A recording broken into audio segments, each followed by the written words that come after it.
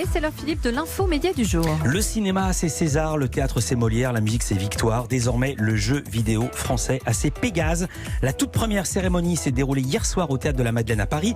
Elle a permis de récompenser le meilleur jeu de 2019, le meilleur univers sonore, l'excellence visuelle, l'excellence narrative, le meilleur personnage ou encore le meilleur jeu étudiant qui a concouru avec les plus grands studios. Pour nous en parler, Jean Z, bonjour. Bonjour. Journaliste, spécialiste de jeux vidéo et membre du comité de pilotage de l'Académie des arts et techniques du jeu vidéo. C'est long, hein. Comité qui est à l'origine de ces premiers Pégases. Pour commencer, d'abord, pourquoi des Pégases? Pourquoi un cheval? C'est l'ancien monde, le cheval. Pourquoi pas, par exemple, les manettes d'or? C'est vrai que les manettes d'or, non, je trouve que non, les Pégases, moi j'aime bien. Pégases, quel rapport entre le cheval et le jeu vidéo? Parce que ce cheval représente un peu ce côté à la fois artistique et technologique. Voilà, on a estimé que symboliquement. Puis ils sont très beaux. Franchement, les trophées, ils claquent. Et donc je ne regrette pas. Moi aussi, j'aurais pu être étonné de me dire mais pourquoi un cheval ailé? Voilà, mais ça représente un peu ça, quelque chose de fantastique. Le jeu vidéo, c'est aussi un monde de l'imaginaire.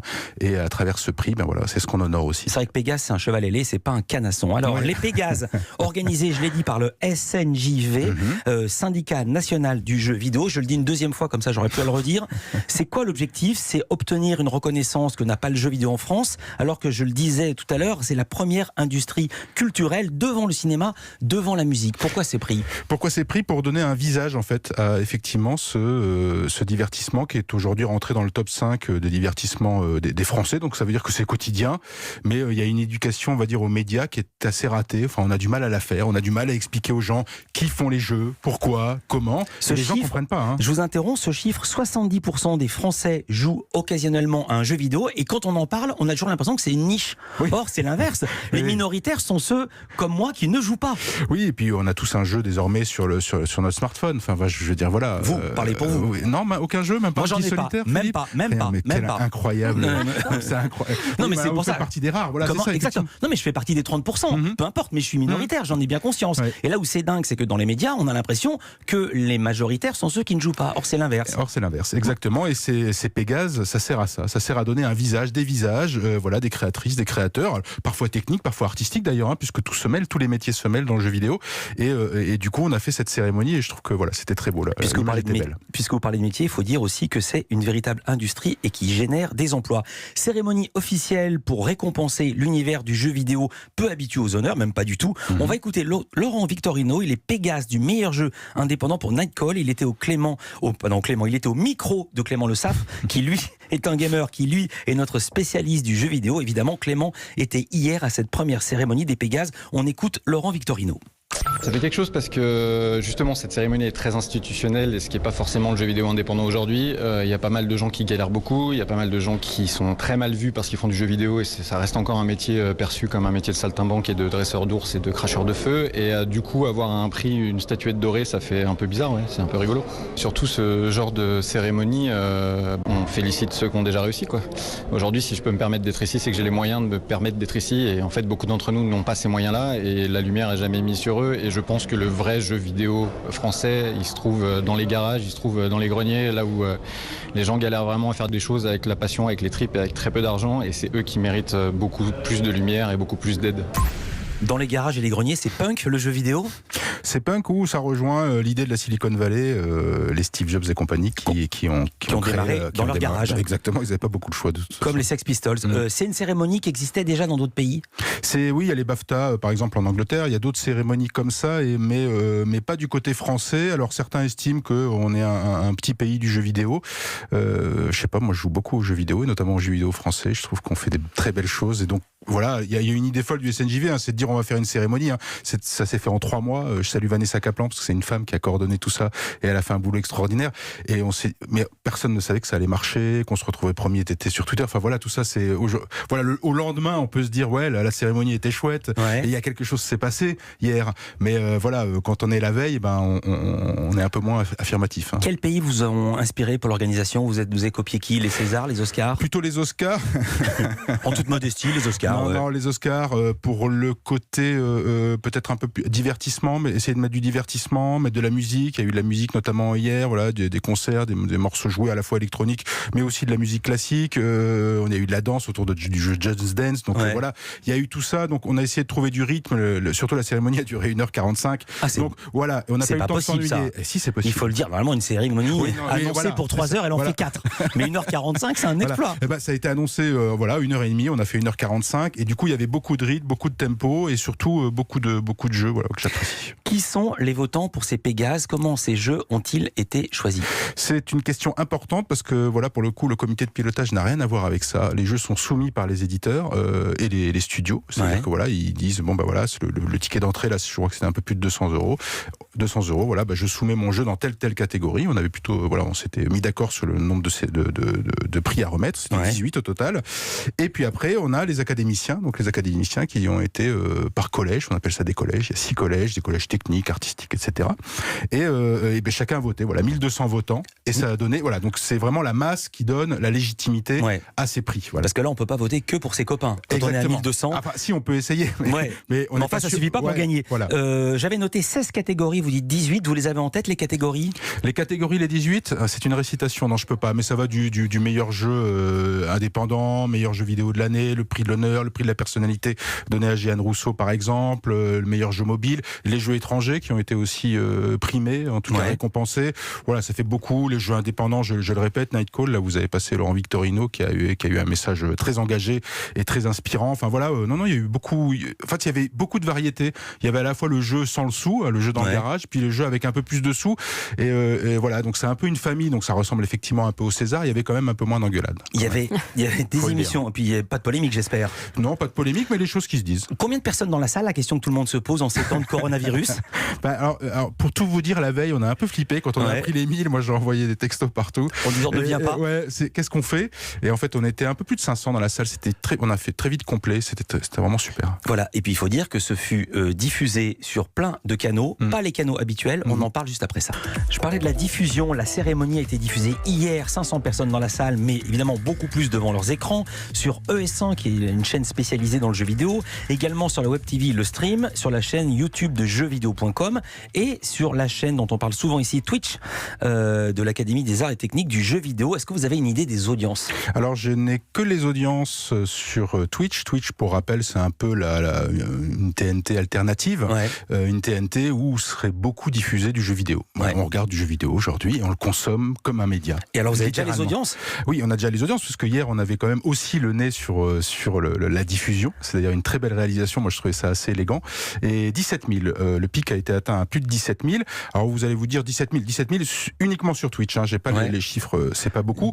Certaines chaînes aimeraient bien parfois de la TNT, au fond de la TNT, avoir 17 000. Et 17 000, je vais le dire, 17 000, c'est Bercy, Accor Hotel Arena. Exactement. Donc, remplir Bercy, il faut arriver à le faire. C'est aussi une façon de s'adresser pas uniquement aux professionnels, mais aussi à tout le monde. Là, c'est le but. Ou est-ce que c'est archi pointu? Qui sont les gens qui vous suivent, qui vous regardent? Là, il y avait des gens archi pointus, évidemment. Il y avait les fans, ceux qui sont habitués à regarder Twitch, d'ailleurs, donc à se brancher là-dessus. Donc, effectivement, c'est pas le grand public. Mais il y a également la chaîne ES1, qui est une chaîne e-sport vraiment intéressante. Donc, le but, quand même, des Pégases, c'est de parler au plus grand nombre, puisqu'on veut donner des visages, on veut donner quand même de la chair à ce jeu vidéo qu'on connaît mal. On pense parfois que ça se fait tout seul. Évidemment que le grand public nous intéresse, et peut-être qu'en année 2, 3, il y a des chaînes de la TNT qui seraient intéressées. Il y avait des télés hier. Est-ce qu'on va voir des reportages aux 13h et aux 20h ce soir, des grandes chaînes? En tout cas, je crois qu'il y avait M6. M6 était là. J'espère TF1, parce que TF1 suit beaucoup le jeu vidéo. C'est plutôt les chaînes privées qui viennent, ce qui est assez étonnant. C'est plutôt le privé, mais M6 était là en tout cas. Il y aura des reportages sur les Pégases. Qui sont les grands gagnants? On ne va pas citer les 16 évidemment, mais qui s'est détaché dans le palmarès? Quel jeu a gagné le plus de Pégases? De toute façon, je pourrais pas vous citer les 16 parce qu'il y en a déjà un qui en a raflé au moins 6. C'est Plague Tale Innocence. C'est un jeu de Bordeaux fait par le studio. C'est en 3 mots. Plague Tale Innocence. Voilà, donc c'est une virée assez peu tranquille dans l'Aquitaine, Aquitaine médiévale où sévit la peste. Donc il va falloir survivre avec une sœur et un petit frère. C'est très très beau, très très dur, très très beau, super musique signée Olivier de Rivière. Là, on a le grand gagnant qui s'est détaché hier soir. Ceci explique peut-être cela, ça se passe en l'an de grâce 1348, l'époque de la peste noire. Oui. Est-ce que l'ombre du coronavirus planait sur ce vote, ou est-ce que le jeu est vraiment formidable, parce que vous le connaissez, le jeu? Non, alors le vote, je pense pas. Hier soir, oui, on a beaucoup parlé de coronavirus, si c'est la question. Oui. Alors on a beaucoup blagué, alors je sais pas s'il faut blaguer, voilà, il y a eu beaucoup de blagues, on nous a un peu reproché, mais bon, voilà, il fallait un peu détendre l'atmosphère. Mais effectivement, difficile de ne pas penser au coronavirus quand on joue désormais à ce Plectel Innocence. Alors, 6 Pégase, meilleur jeu, meilleur univers sonore, excellence narrative, excellence visuelle sont des récompenses, meilleur game design, meilleur univers de jeu et meilleur personnage pour Amicia et Hugo, qui sont les personnages, plus le meilleur univers sonore. Il a fallu notamment créer des bruits de rats. On va écouter Aurélien Peters, il est le directeur audio sur Plectel Innocence. Il est au micro de Clément Le Saffre. Les rats, en fait, à la base, c'est un système de fluide, en fait. Donc c'est un peu comme de l'eau. Et en fait, pour sonoriser ces rats, on a utilisé plein de textures sonores au niveau SFX, que ce soit des sons de porc qu'on a modifiés ou des sons de boue, tout ce qui est un peu dégoûtant et qui peut rappeler à l'imaginaire dégoûtant. SFX, ce sont les effets spéciaux. Exactement. Et puis, dans l'univers sonore, il y a les rats, mais il y a également la musique d'ambiance.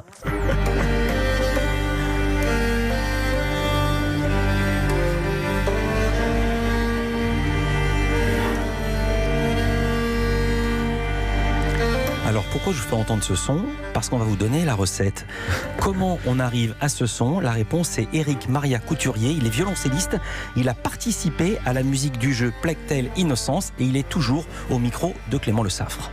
Il faut tordre les cordes, il faut tordre les points de contact entre l'archet et le violoncelle. Et on arrive, selon des zones de la corde, à des sons complètement improbables. J'en ai froid dans le dos quand j'en parle, tiens.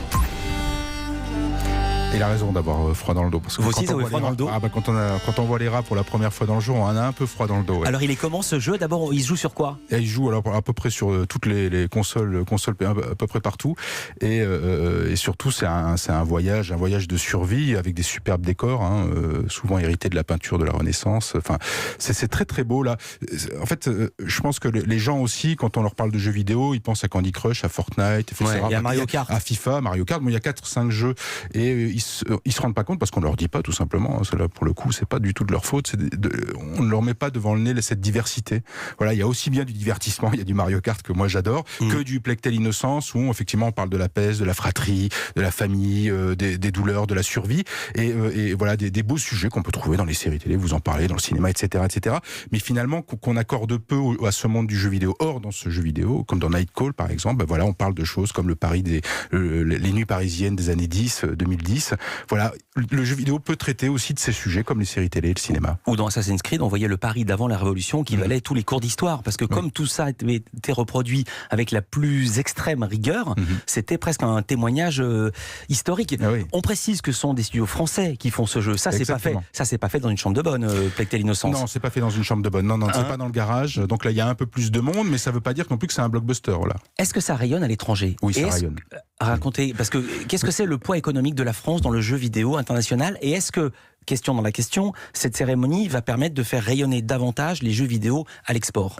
À l'export, on l'espère.